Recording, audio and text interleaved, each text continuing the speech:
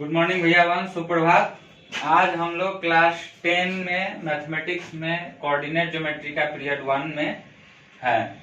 सबसे पहले coordinate geometry के बारे में हम लोग क्लास 9 में पहले पढ़ चुके हैं कि कोऑर्डिनेट ज्योमेट्री है क्या, किसके द्वारा इंट्रोड्यूस किया गया, एक्सिस क्या होता है, एब्सिसा क्या होता है, ऑर्डिनेट क्या होता है, इस सब के बारे में हम लोग वहां पढ़ चुके हैं।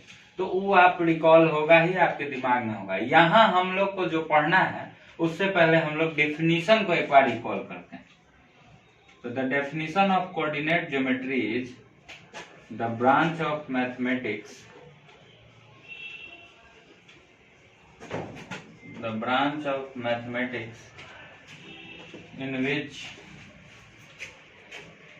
in which we solve the problem of geometry by algebraic method। Algebraic method से हम लोग ज्योमेट्री के प्रॉब्लम को सॉल्व करते हैं। ऐसे मैथमेटिक्स के ब्रांच को हम लोग कहते हैं कोऑर्डिनेट ज्योमेट्री। इसे सबसे पहले रेने डेस्कार्ट्स के द्वारा introduced by Rene Descartes. It is firstly introduced by René Descartes, so it is also called Cartesian geometry. इसीलिए इसको कार्टेशियन ज्योमेट्री भी हम लोग कहते हैं। तो ये तो हुआ कोऑर्डिनेट का आपको डेफिनेशन। तो इसमें कहा कि problem of geometry by algebraic method, इसका मतलब हुआ कि यहाँ हमारा एक लाइन सेगमेंट दिया है ए बी, इसका हम लेंथ कहें कि मेजर करो, तो मेजर करने के लिए स्केल लाएंगे और स्केल से नाप के बता देंगे, तो ये कौन सा मेथड हो जाएगा? ये अलजेब्रिक मेथड नहीं होगा, ये ज्योमेट्रिकल मेथड होगा। ज्योमेट्री के प्रॉब्लम को ज्योमेट्री के इंस्ट्रूमेंट से हम सॉल्व किए तो ये ज्योमेट्रिकल मेथड हुआ।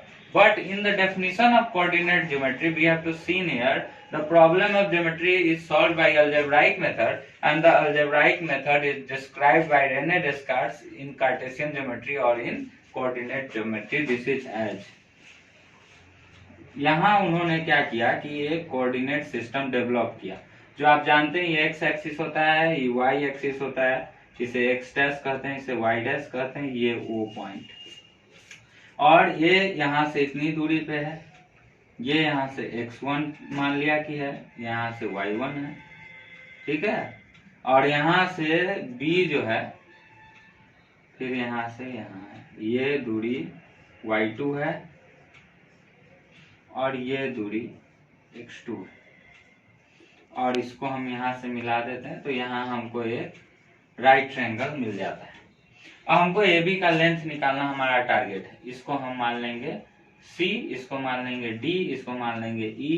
तो वो है ओरिजिन, ओरिजिन का कोऑर्डिनेट होता है 0 0, हम मान लेंगे इसको E, इसको F और इसको G, ठीक है।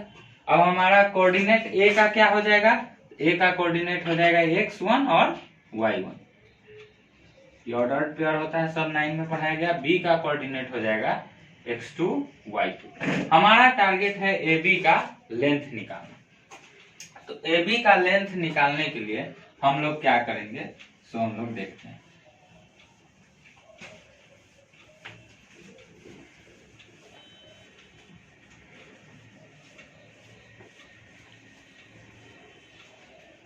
फॉर्मूला बन जाएगा उसके लिए। उससे पहले हम लोग देखते हैं कि क्या करेंगे। तो हमारे पास एक राइट ट्रायंगल हो गया ABC। तो in right triangle ABC by Pythagoras theorem. Pythagoras theorem class 7 से ही 6 से ही पढ़ना है। पाइथागोरस थ्योरम हम लोग को कहा जाता है कि पाइथागोरस थ्योरम में क्या होता है, हाइपोटेनस स्क्वायर बराबर perpendicular square plus base square. तो here the hypotenuse of this triangle ABC is AB, so AB square equal to AC square plus BC square. ये क्लास 6 7 में भी हमको पढ़ना था और 10 में इसका प्रूफ भी हम लोग पढ़ ही लिए। अब ए बी स्क्वायर बराबर A C square plus B C square जो लिखा, तो ए सी जो है आपको एक्सिस पे हम ले तो ईडी के पैरेलल और बराबर है, तो ए सी को हम ईडी स्क्वायर भी लिख दिए और बी सी को हम जी एफ स्क्वायर भी लिख दिए यहाँ पे, ठीक है।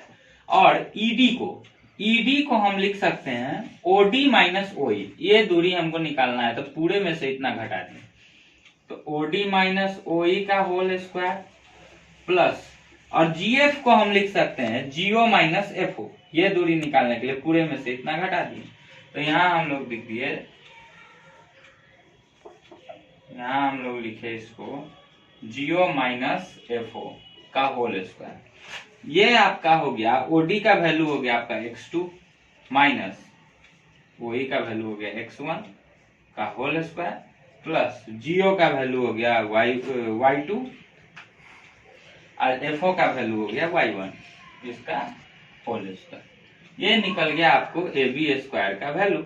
इसी तरह से ए बी बराबर क्या हो जाएगा, ए बी बराबर हो जाएगा आपको, इधर से स्क्वायर हटेगा तो उधर रूट हो जाएगा, x2 माइनस x1 का whole square plus y2 minus y1 का होल स्क्वायर।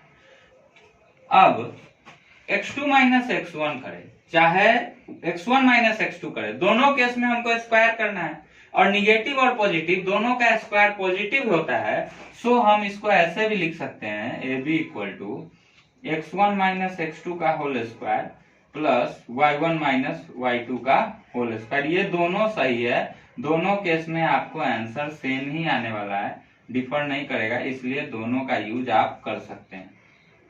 तो ये आपका हो गया फॉर्मूला, और this is known as distance formula, और इसको हम लोग कहते हैं डिस्टेंस फॉर्मूला। तो ये डिस्टेंस फॉर्मूला आज आप सीखे कोऑर्डिनेट में। हम लोग अगले पीरियड 2 में सीखेंगे कि हम लोग कैसे इस पे डिपेंड क्वेश्चन को बनाएंगे, ठीक है। Thank you.